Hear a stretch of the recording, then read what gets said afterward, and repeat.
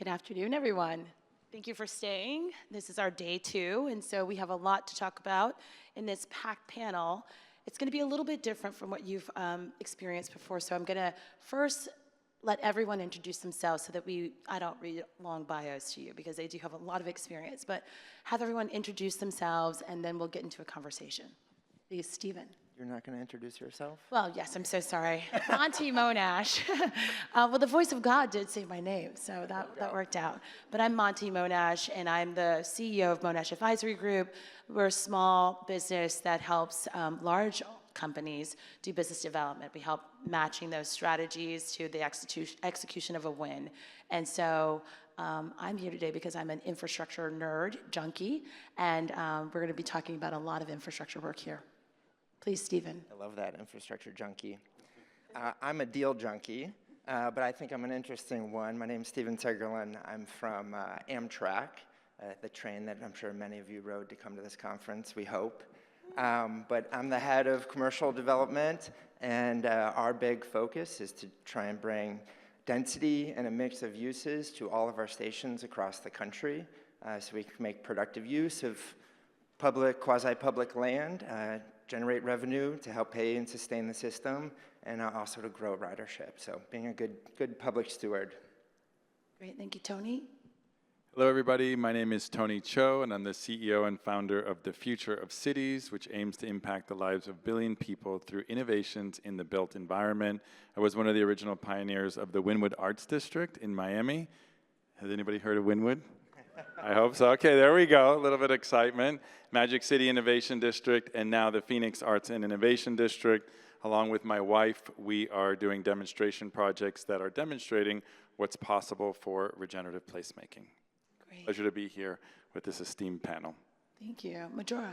Yes. Hi, I'm Majora Carter, and I hail from the South Bronx up in New York City, birthplace of hip hop. And I'm also an urban revitalization strategist and a real estate developer, and I am super excited to talk a little bit about what we've been working on for a while with my esteemed panelists. Great. Cecilia. Good afternoon, everyone. My name is Cecilia Kushner. I'm the Chief Strategy Officer at the Economic Development Corporation. We are the economic development arm of the City of New York. So our mission broadly is to grow the city's economy and make sure that it works for all New Yorkers. I'm a planner by background, so I've been working for the city for about 18 years on many TOD projects. So really excited to be with everyone here. Thank you. Adam. Hello all, I'm Adam Greene. I work in development at RXR. We're a national developer owner headquartered here in New York. My focus over my career, and especially with RXR recently, has been on executing on large-scale transit-oriented development. Today I'm working on 175 Park, which is the redevelopment of the Grand Hyatt next to Grand Central, and some other projects throughout the city. And some of the other things we'll talk about are the work that I was involved with in a previous life at Atlantic Yards, because it has great relationships to what Majora is going to talk about here in the Bronx. Great, so thank you, everybody, for introducing yourselves. It's very, very flexible of you, because we were talking about backstage, how are we going to get through all these bios? But this is so much better. So I wanted to just make this open to a conversation. We're going to have a conversation here amongst each other, and then we're also going to open it up. If you have questions, please feel free to raise your hand. I'll do my best to kind of see, but if you are far back, I cannot see you for sure. Just step forward a little bit, and we can have a little interplay between the panelists and the audience. So with that, I like to get started. We have a formal title, which is Making Transit-Oriented Development Financially Feasible, but we also have a secret little, sidebar title, which is A Bronx Tale, TOD Transformation. So we're going to tell a little story here. Majora's going to start. We have a little bit of a slideshow as well, and we want to talk about the past, which is how we've gotten here, the present where we are now, and the future. How are we going to get this done? So it's a really fun Hunts Point story. So let's talk about that. So, once upon a time, there was a little girl growing up in the South Bronx, which was a place that, when she was growing up, people were talking about it nationally, saying that it's a terrible place, and that if you're a great person and you're really smart, creative, etc., you're going to make sure that you grow up and get out of there. that little girl grew up and came to understand that no one should have to move out of their neighborhoods to live in a better one. And that there were some amazing opportunities within our own community. So that between the South Bronx, that little girl grew up as me, in case you didn't notice, and working for urban revitalization within my own community, starting with environmental work, transforming dumps into parks, creating a green collar workforce, which was really one of the highlights of my life, but then moving into economic development because we realized that people were measuring success by how far they got away from their community, because there were wonderful things. Sorry, it's like I thought I turned this off. I apologize. It's all right, it's a deal. Yeah, there you go. And so we really started thinking about why are people leaving our community and really not thinking about our neighborhood as the place where they can find the wonderful things that they want. So we started doing things like creating opportunities for creative cafes, the Boogie Down Grind Cafe, Bronxlandia, which is a former rail station that was actually the first start of the story that I'm about to tell you. So it's a former rail station that sits right at the Bruckner in Hunts Point in the South Bronx, and it's really right next door to what we know to be a tremendous transit-oriented development opportunity. And for those of you that don't know, the Bronx is finally getting Penn Station access. So there's going to be an opportunity to create more transit-oriented development because we're getting stops that'll take you directly down into Penn Station, and from 15 minutes from my area, which is here, but you'll also be able to get to points north of it as well. So transit-oriented development, from the fact that we need to have more opportunities in order to do that, from mixed income housing to mixed-use commercial development. And we wanted to take advantage of that, the investments that were being made by the government in order to produce more access through transit, through public transit. And why? Because it is a rapidly growing community, and we know that this kind of opportunity could actually work in places around the country. It's not just Bronx specific. So because we know that we still need a lot more housing, we need more opportunities for people to get to work centers, whether they're in Manhattan or north of the Bronx as well. And we also know that not just in New York City, but everywhere around, how are we creating even new opportunities for more land to make that happen? And so we recognize in this little area here, so you can see this there. So there are opportunities opened up when we realized that Amtrak's right-of-way was facing the tracks, because that's where the tracks were going to go, where the new Penn Station opportunities was going to happen. And we were then able to work with the private property owners right next door to create an assemblage of land. And this is all proposed right now, but the whole point is, how are we using this as an opportunity to do the three things that we think are most important, for this to sort of build on as an example for what can happen in the community. One, since we know that there's housing shortages and people are rent stressed, how do we create, opportunities for home ownership, low-income home ownership in particular? Habitat for Humanity wants to build 100 units of low-income home ownership in this community. We're also looking at mixed-income housing as well, so you'll have a range of incomes, for another 200 units. And last but definitely not least, a 200-key hotel to totally take advantage, of the fact that we're 15 minutes away from both LaGuardia Airport as well as 15 minutes away from Penn Station. And another, at least 100,000 square feet for light manufacturing, and other types of commercial. But in particular, in the hotel, that we would have this beautiful opportunity for not just, tax base to be increased as a result of the hotel patrons being there, but also that these are spaces that the local community can have as well, and really patronize. And this is great because right now we know that most of our community actually, it won't support like a level of economic developments like this. But add a bunch of hotel patrons, then you actually have a very feasible and economic model is going on. And so the whole point of having that level of economic development, bringing in mixed use, mixed income housing, as well as commercial development is the kind of thing that we want to see happening much more of, going forward. But really the main piece is that our partner in this was Amtrak. And so through Steve, we were able to sort of to piece this kind of this model together that we know can create real economic developments around the rest of the country as well. So I'm very excited to like toss it to you. Thank you. So I'm actually going to poke in here and ask a question to kind of thread things together. Thank you for letting us know about this project. It's exciting. There's a lot of passion. It's going to transform that entire area, and that's what happens with TOD projects. And this is what your work is. And Cecilia, you have that same kind of role in the city especially. So let me ask a question to both Stephen and Cecilia. When you're looking at challenging projects with the financial gaps, what are the first things you explore to try to make them pencil out?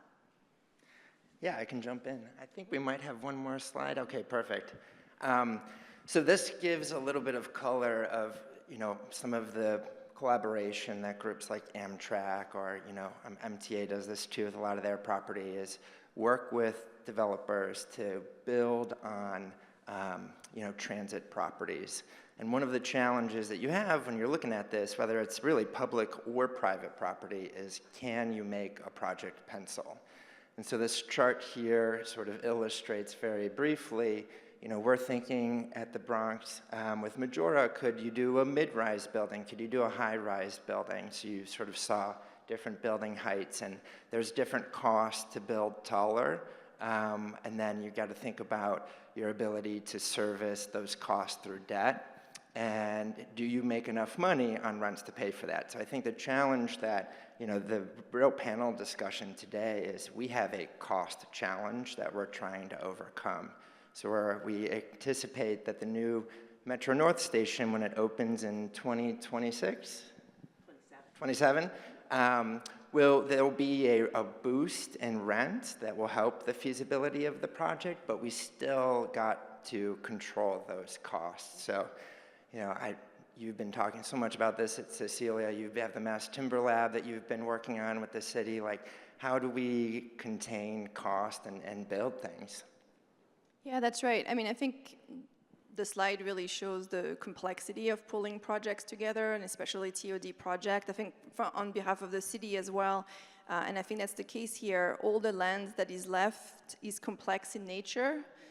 And needs to both be able to deal with the complexity of the site itself, like we sometimes have to move city-owned properties and city-owned operation out of the way. Other sites need to be cleaned up, as another example. And then there's a number of community benefits. And so the way we look at it is always trying to take what are the goals broadly and what are all the source of capital that could come to bear from tax incentive. At EDC, we have several layers of tax incentive that support either job creation or non-for-profit or community development projects.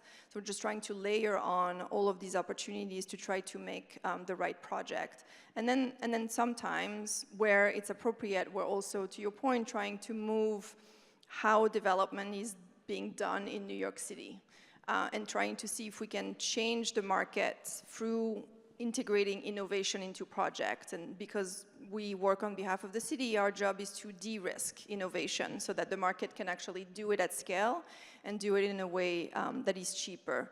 And so we've been working over the last few years quite a lot on mass timber as a new material that is actually heavily used in other parts of the globe and very, very little in New York City. We just have a handful of projects that have been developed. It's a totally different supply chain of construction that needs to be established by developers, and it's very complex regulations for developers to try to understand. And so we have had a very successful studio, and we're in our second phase of it actually, where we bring designers, developers, with the Department of Building, with the fire department, who are the regulators of mass timber, to really try to work projects towards permitting. And we are taking the cost and the burden of that process towards permitting. And our goal is to get to some level of critical mass where it's been shown that one, it's possible, two, you have enough suppliers to know how to navigate the new terrain, and therefore it becomes a possibility for the market to take on without needing the city's support. Hey, thank you. And I think that's a great segue to you, Adam. From your perspective as a developer, what do you look at when trying to make these projects, feasible? And I know you have some background, of course, in mass timber as well. Yeah, I mean, I think when anybody looks at feasibility, you're ending up looking at the same issues with what's your revenue, what's the cost to build in these locations, and I think oftentimes, you try to get more density. And I think that what's been so helpful for developers in New York City over the past several years is that this administration has, taken on this mantra of the city of yes, and they're trying to create a lot more housing, and they're changing regulation to allow for that. So that the zoning changes that, the last of which just went through earlier this year, coupled with incentives at the state level for tax abatements for new rental housing. You see 485X up there, and also 467M for conversions, is really changing the landscape. And New York City is going to see massive delivery of housing units through office to residential conversions. That's going to be, in our view at RXR, the majority of delivery of new units in the core, certainly in Manhattan, over the next decade, because there's a real runway there. There are a lot of buildings that are obsolete that need to be kind of taken out of the kind of existing office pool and reset the basis with the lenders to kind of move forward and create that housing. I think when you look at it from the perspective of new construction and you look at new construction technologies, there are significant risks associated with that. And I think that the city undertaking this timber lab to help smaller developers, understand the Byzantine process of navigating changes with the DOB, and it's not so much the DOB as it's the fire department that's kind of allergic to mass timber in New York City. It's always the last permit that you have to get, right? Yeah, to always get, always help Fire marshal. move those things through is so critical. And so, about a decade ago, I was working at Forest City Ratner. We were the developer of the Barclays Center and Atlantic Yards. And the thesis for that project, which started again in the early 2000s, when they acquired the basketball teams and the Nets, the Brooklyn Nets, to bring them to Brooklyn and create significant economic revitalization around a rail yard over a Long Island Railroad station adjacent to Atlantic Terminal. Again, transit density. I think it's the fourth largest transit hub in New York City is Atlantic Terminal. But taking a rail yard, the plan for a platform over it, kicking off that economic development with an arena, led us to start to think about how we were going to deliver the housing. The housing is 6,430 units was the plan that was eventually approved. And when I started at the company, my background was in architecture, and then I switched into development. We were on the cusp of making that decision, at our investment committee. Were we going to build a conventional concrete building? Were we going to build a modular building and try and build the tallest modular building in the world? And the reason that we had to face this problem is that company believed and only built union. So union construction costs are even higher than 485X construction costs because there's kind of a blended wage rate that goes into that. And so if you look at Brooklyn rents and union construction costs, the construction costs are the same whether you're building rental housing and high affordability in Brooklyn as if you're building condos on the Upper East Side. It's the same cost. So how do you make that math work? And the solution that we looked to implement was we spent about $10 or $12 million on R&D to create volumetric modular housing. And we did this with shop architects, and Arup was our engineer. And what we tried to do was create a new way to build units off-site. We rented a 100,000 square foot facility in the Brooklyn Navy Yard. We took a 360 unit building and built it out of 930 modules. And they would be fabricated at the Navy Yard, trucked up Flatbush Avenue, and stacked. Again, with a pipeline of 6,400 units, you could feed a factory. So the thesis was we're going to be able to save time, we're going to be able to save money, we're going to be able to build faster, we're going to be able to build higher quality. We created a separate division of the union by working with the building and construction trades so that we could have union workers in the factory. And everything was off to a great start. But construction is different than industrial manufacturing. And, a couple months into the project, things kind of went awry with the construction manager. We got into litigation with them, had to take over the factory, finish the building ourselves, and it cost much more than it was supposed to save. But the technology works. And I think that, that's one of those things where if we think about, we can build cruise ships, we can build airplanes, we can build cars, why do we build housing in the way that we build housing? And I've used up too much time because there's a lot of like answers to that, but the idea is there, and there are other companies now that are continuing to pursue this technology, and this will be something that will be solved. Again, we proved that you can do it. The building's there, the building rent's great, it's performing. It was just a little painful and cost a little bit more than we thought. But once that process gets refined and evolved, this is going to be an important way that folks are going to deliver housing across the country. This is, I mean, again, transformation, right? So this is a catalyst. You learn from these mistakes, these failures, these setbacks, and you come out of it knowing that this is a proven way to do things going forward. So thank you. I do want to switch over and have Tony enter the conversation. Tony, you have a different background. You're in development, yes, but you think of it and you approach it differently. And I want to have you share a little bit more about the social impact investing and the philanthropic partnerships that you create in your projects. These terms sound enticing, but are not understood by everyone. So can you just tell us about what you really mean when they can help make projects pencil out financially? Like how does that social impact really bridge into what's actually feasible in the business world? So a lot of it is intangible, but I can tell you when it comes to entitlements that success moves at the speed of trust. And so building trust. I love that. That's great.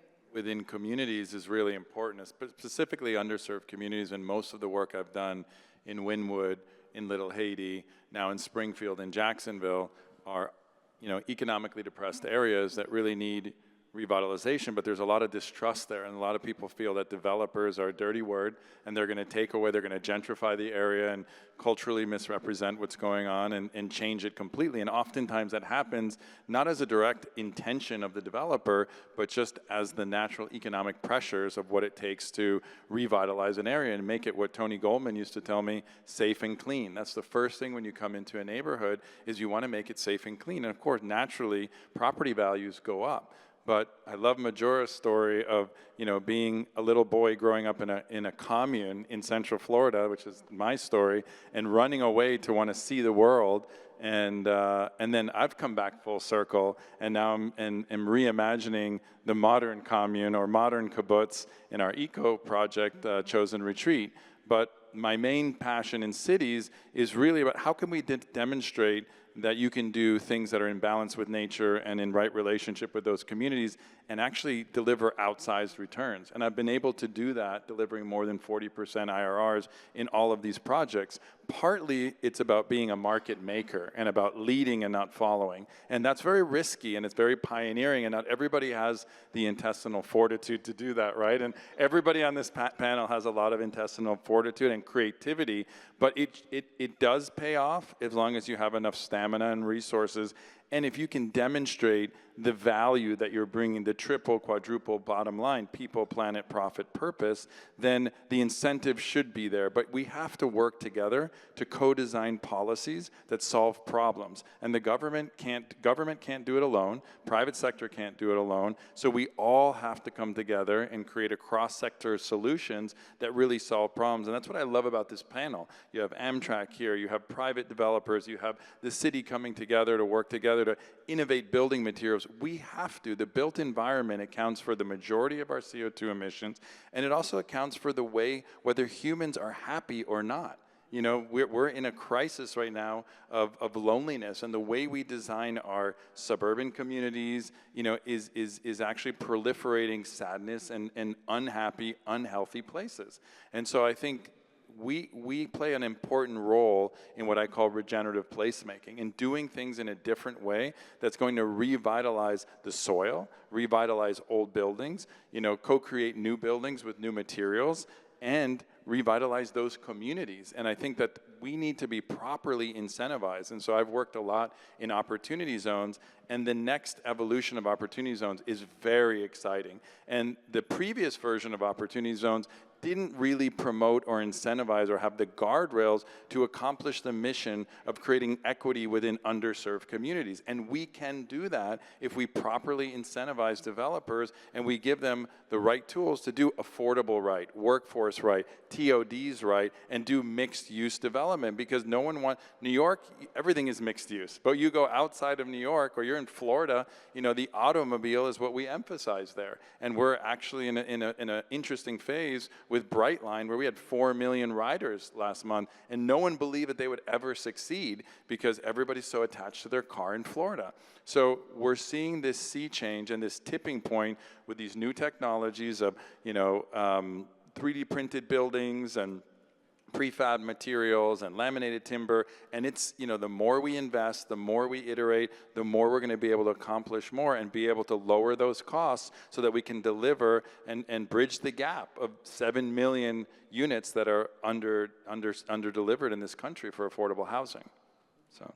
No, thank you. I don't know if everybody caught this, but he had a quadruple bottom line, which is the people, planet, which we never hear much of in this conversation, purpose and profit. So the way you're looking at it is really holistic. I know that people use that word, but this is really a truly in progress scenario where it's possible. It's possible if you think differently, if you really bring that passion and think about, like what Adam said, you know, we had to do something different. The cost was unbearable. So what could we do that was different?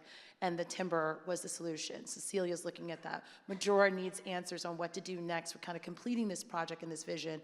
And Steven's here as a partner to kind of make whatever those possibilities happen, because you're at the table as the deal maker, the deal junkie, to see it through, right? So it's really everyone believing in something and that through line of purpose. But before we get into more conversation here on the panel, I'd like to open it up to the floor. If anybody has any ideas, I think a really good question is, what's next for Majora? You know, how do we solve this case study? If you were in graduate level classes, you would be talking about this as a theory, as an idea and possible solution. So if anybody has any ideas about what could be next, if you have any experiences about technology or any kind of, you know, real life experiences with development, if you have anything burning, you can come to the front. We can have you speak. I see we actually have Maya here, who is working on this, and last year, Maya and Winsome were participating on this particular panel as corporate partners, and from that hatched a relationship. And so they've been doing some design for Majora's project, so there was some solutions there. So if anybody has any great creative ideas, come on up and talk about them. In the meantime, I will ask some more questions about what's happening here in New York in particular, and then you can also talk about things that are going on in Florida. So Adam and Cecilia, like, you know, have you seen these tactics applied? Some of the things that, especially what Tony's talking about, is it pushing into that trend? Are we getting some of that kind of coming out? Do we need more of it? How do we encourage that in these processes? So Adam, Cecilia, please share. I mean, I want to talk a little bit about community engagement and workforce development in relationship to development, because I think this is something new of the, you know, almost 20 years I've been working for the city that was not kind of conceived of with project, but now, so in Broadway Junction, which is kind of the Hunts Point of Brooklyn, like you're sitting on some of the best transit there is in Brooklyn, and yet you've seen a lot of disinvestment from the public side and a lot of very little private investment on the private side as well. And so we're looking at a really small area that sits on top of transportation and trying to improve it from a public realm perspective. So we're creating a brand new open space in Plaza. The MTA is making $500 million of investment into the stations themselves. We are looking at moving an NYPD precinct, which is in the middle of a plaza now, a few blocks off. So the open space can really feel like it is public and not being used by city operation. We are looking at housing development surrounding the project, as well as new commercial that's being facilitated by the city signing long-term leases with private developers that then allow them to be able to finance a ground-up commercial building in a place like Broadway Junction that hadn't seen one in more than 40 years. And so it's all of these elements together that begin to make sense. And so when we were looking at the project, we were thinking, we are looking at probably similar to what you were talking about with Atlantic Yards, like 10 years of sustained development, either from the city side or the private side. And so how can we create workforce impact at the same time, and how can we make sure that like young people or people in the neighborhood have an opportunity to get on those jobs? And so we are right now working with local development corporation, local partners. We're going to create specific construction and green construction program that get folks into apprenticeship for construction, as well as training for building management. So I think thinking about economic development more broadly, I think it's really hard for people in neighborhood when you present a physical and real estate vision to see how we will impact them when it's going to take you years for anything to actually materialize for them. And so finding ways to cut the project in pieces so you have tangible impact in the first months, the first 6 months, the first year is, I think, incredibly important to build a coalition that sustains the project over the long term and to actually build it from the ground up. Because otherwise you are just victim of the real estate cycle and the economic cycle, and so you have a project, then it starts, then it stops, and there's really nothing you can do about it. This is just how real estate works. But having, I think, a parallel kind of coalition building, workforce, and like human-centered economic development approach allows you to do these projects in a much better way. I think that's one of the really exciting things about the South Bronx and Hunts Point Heights is, as Majora and I have been talking to GCs that do mass timber or do modular or do cold form steel superstructures. They've looked at this site and said, wait a minute, there is blocks of development capacity here. Like, you could give me a runway of pipe for 20 years to build out. Yeah.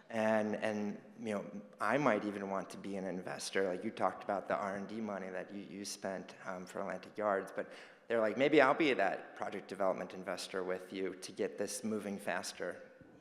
So we're super excited about that, the opportunities there for what's possible for I love that Adam talked about that there's, yes, problems abound, in these new technologies, but they're there, and it also gives folks an opportunity, I think, to be a part of what's coming in the future, because we have to do something differently, right? And it also includes, I think, keeping up a pace with the folks within the local communities themselves, because I appreciate you saying, Cecilia, specifically about, like, change is hard, and people don't necessarily see it, and when it does come, it's kind of like, did this happen without us? But the bottom line is,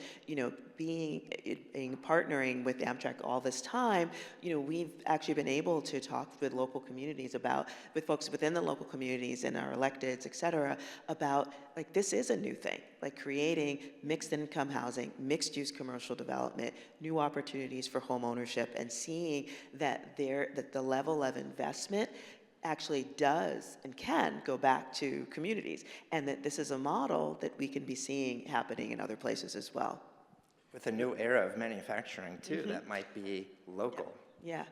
And it's really also interesting. I also have to say that the thing that we're really proud of with this particular project is how much of the space that we've maintained for light manufacturing, because we know that's where the jobs are, et cetera. As a matter of fact, EDC has actually identified Hunts Point and another area in Brooklyn as potential places, or actually targeted places, specifically for life sciences, technology, and also the green economy. And I'm really proud of that, and of course see this kind of project as exactly where it should go.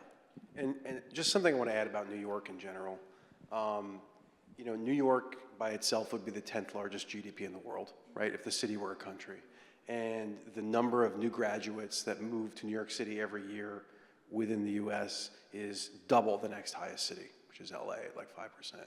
And so this city is growing, and I think that what we have the opportunity to do is take advantage of the different types of policies. So again, at the state level, coming up with programs that on a macro scale allow us to convert office buildings to residential that are no longer performing and deliver massive supplies of housing through that. At the kind of more targeted level, the city is very engaged, and there's the opportunity to do these city-led rezonings that engage with communities, but there's also private rezonings. We're undertaking one near the Brooklyn Navy Yard, and again, these are opportunities where the developer needs to formulate a plan, but you need to think about the impact that it has on the community that you're building with, because you have to go in front of them and get their support. And so these things allow us to build more vibrant cities for, again, the scale of this economy and the demand for people to live here. And again, there's also more global investment capital flowing into New York City for New York City real estate than anywhere else in the world. So we've got a huge opportunity in front of us to build a lot. I like that. I want to bring in a little bit of the contrast here, because we're talking about New York. We also have you here, Tony, who you have many different types of projects that are just actually a good test case for what can be possible in an urban environment as well. So why don't you tell us about some of the complexities that you face and the challenges that you face? Because you talked about just the loneliness and how you're intentionally designing or creating projects that kind of alleviate that and speak to that and really say, okay, what can we do different to bring people together and have more of a personal, a human, I think that's the word that you use, a human factor to this development. That pulls in what you're talking about with the regulatory pieces, the code amendments, all of these things, hub zones, I'm sorry, not hub zones, but opportunity zones, excuse me. And so I want to hear from you how you look at that as a contrast and what's different and how you can do things when you broaden the lens a little bit.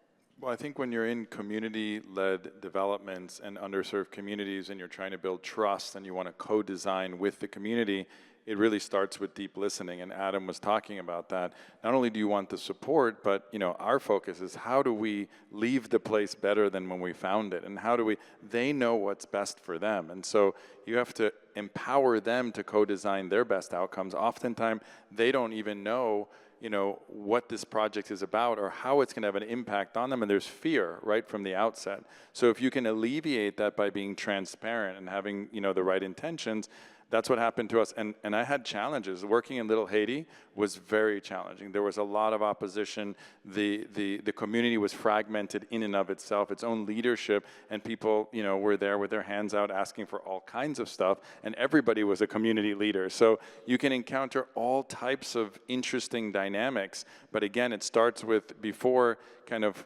imposing your own ideas onto a community, I think there's a different approach, which is regenerative placemaking, where you're really co-designing with that community and deeply understanding what the needs are. And Cecilia mentioned this too, is when you wipe an area clean and you start from scratch, it takes many, many years before there's actually something that's going to benefit the community. So me personally, I focus on covered land plays in Wynwood and in Little Haiti, where I'm partially adaptively repurposing old buildings. That's why I love these old train stations, because there's a connection to the history of place, and people really resonate with that. New York has a lot more history than Florida, for example. So our historic buildings, we have buildings in Jacksonville that are 100 years old. That's very historic. Jacksonville burned down in 1901, and our project's called the Phoenix, and that's a homegrown project. We didn't come in from Miami and say, we're going to bring in X, Y, and Z project. No, it's the Phoenix rising from the ashes, and it has a story. So stories matter. Storytelling matters for communities, and so I think when you're working with communities, it's about co-designing, deep listening, and starting there first. Now, I've been and I'm a white boy, right? So, and I'm working in underserved, a lot of black and brown communities, but I've walked into dozens of banks in Wynwood, in Little Haiti, and in Springfield, Jacksonville, and have been turned down. I was turned down by 20 banks that are community development banks, so-called, and just redlined those districts because it's not safe, it's on the fringe, it's economically depressed, even though that's their mandate to lend into those communities. So what I say is, how do we bolster the banks who are hamstrung with all kinds of regulatory restrictions to encourage them and incentivize? And in the new opportunity zone legislation, there is actually, a movement to try to get the banks so that they can actually, their interest can be tax-free and get the benefits that the opportunity zone gets, because we want to revitalize those areas. So how do you incentivize the lenders and the capital markets to invest and really incentivize revitalization? So lending has been and then LP investment, and just getting investors who want to invest in these areas that are very pioneering or very cutting edge. And if you invest long enough, you see the returns are really amazing. But then how do we balance that with impact for the community, affordable housing, and balance it with the other, triple bottom, quadruple bottom line objectives? And I think I've seen, meteoric rises of real estate. In Wynwood, I was buying land at $10 a foot, an actual land foot, and I sold my last building at $1,100 a land foot. Those are tech multiples. Those aren't real estate A lot of multiples. smiles here. It's a couple of smiles. Yes, and then I saw how quickly all the small businesses were displaced and the artists had no place to live. So how can we get incredible returns for our investors? And it's more about stakeholders than it is about just investors or LPs in a project, because the community is much larger than just the developer or the investors. So I think it's aligning those interests, because I think we all want beautiful, thriving, amazing communities. I think everybody has the right intention, but we don't have the right incentives, and we don't have the right structures, and we don't have the right technology, because not enough R&D and not enough investment is happening into the largest industry in the world, which is real estate and the built environment. So we need to double down, triple down, invest more into R&D, innovation, really investing in solutions that are going to rapidly prototype and revitalize these areas in a way that's going to deliver outsized returns, because that's what's going to move the market. That's when all these big funds, and that's when all the private equity groups are going to come into, because they see that it's actually having the return that the risk merits, and it's also having the impact that we all want for those communities. Thank you. So I see a look in Majora's eyes. I mean, she's got something more to say. We have about 5 more minutes left in our panel. So I do want to have you respond a little bit, or add on to what Tony just mentioned. And then I want Stephen, I think you want to probably say something too about that. And then we're going to do a little bit of a quick, from your heart kind of wrap up of a question I'm going to pose. So please, Majora, and then Stephen. The innovation here, is that we can use transit-oriented development to create the kind of economic equality and impact for a broad range of folks, in places that have been economically underserved for a long, long time. And I think it does involve looking specifically, at LP investors who actually see their bottom line, in a way that makes so much sense, for various levels. Like if we're looking at return on investment, in many ways, we have no doubt this is going to make lots of people lots of money. We're excited about that. We want to see it happen. And we also want to make sure that we're including home ownership for low-income folks as a part of it, that there's the kind of excellent third spaces that can happen in a community that we know are ultimately stabilizing sources of forces of nature within those neighborhoods that allow there to be the kind of regenerative people are actually being regenerated as a result, of having the kind of quality of life, lifestyle infrastructure within their own communities, and also economic infrastructure that grows with them. And they could even be investing in some of those businesses that are there. So we are actively seeking the kind of LP investors who see their bottom line, their future tied up in seeing this idea that this is the kind of project that can be replicated all over the country, and can also make us all feel better about the way development is going in our communities. Thank you. I think we're on the deal junkie side. I'm so excited to be thinking about how, organizations like Amtrak and public landowners, even private landowners, how can we contribute our land to these projects differently, be more in the money than just saying, I want a base rent deal and be out of the money? Because we're not going to get the change in environment if there's not true public and private participation. Thank you. So last question for everyone, same for everyone. I want to kind of understand and maybe leave the audience knowing and hearing something kind of insightful. You've all gone through lots of projects. You've been a part of something large and small, failures, successes.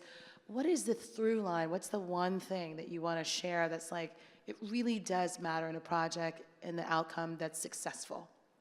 What's that one thing that really does matter that you just had to pay attention to and remind yourself, we got to keep this right, because if we don't keep this right, it's going to start to just go all kinds of ways, because you've had that experience. So what is that for you, Stephen? My takeaway is speed. I think everyone's got to be thinking about how to do their work faster, and we've all seen projects that could have massive impact and then waiting 2, 3, 4 decades for them to happen. We got to figure out how to do it now.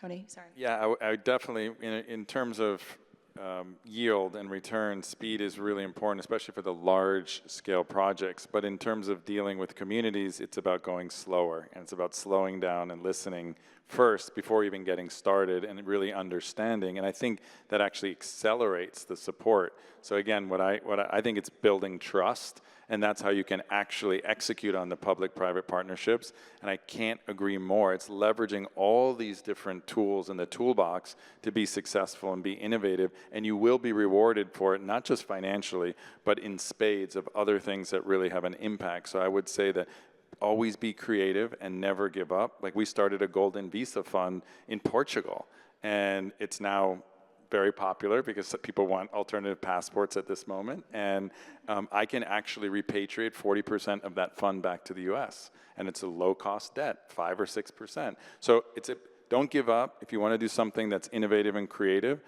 just stick with it. Great.